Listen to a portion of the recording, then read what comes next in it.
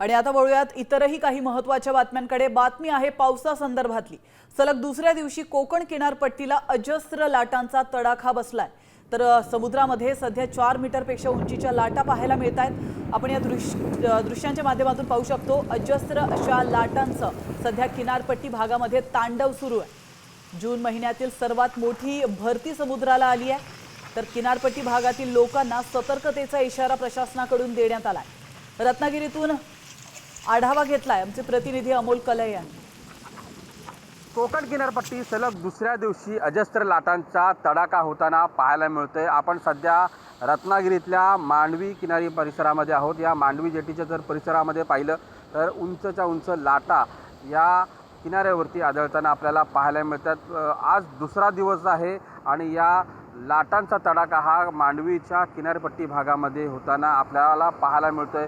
वेगवान वारा देखील या परिसरामध्ये वाहताना आपल्याला पाहायला मिळतोय। जवळपास ताशी 40 ते 50 किलोमीटर वेगाने वारे या ठिकाणी वाहत आहेत।